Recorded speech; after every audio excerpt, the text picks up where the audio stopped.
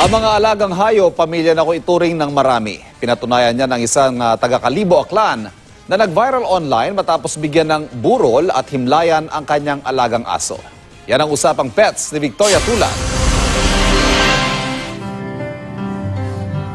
Isa sa pinakamasakit na karanasan ang mawalan ng alagang aso, lalo na't bahagi na sila ng pamilya.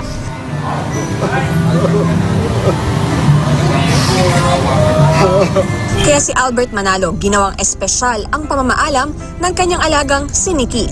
Pumanaw ang 7 taong gulang na si Nikki dahil sa sakit sa puso noong December 17. Isang buwan at isang linggong ibinurol si Nikki. Binigyan niya ng pagkakataon ang iba pang pet lovers at kanilang mga alagang aso na makiramay.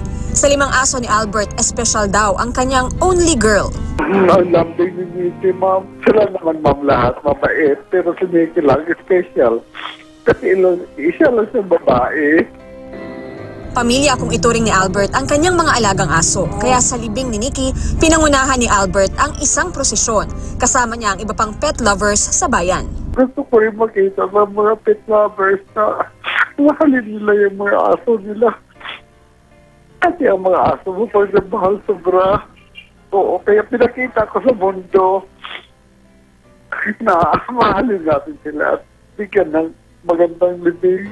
Pinagawan din ni Albert ng lapida si Nikki na inilagak sa 2nd floor ng kanilang bahay nito lamang Miyerkules. Umaasa si Albert na magsilbing inspirasyon ang kanyang ginawa sa kanyang mga kapwa pet owners. Makita naman ang iba na porque aso sila, huwag naman siya ganyan. Mahalin natin ang mga aso. Victoria Tulad, Nakatutok, 24 Oras.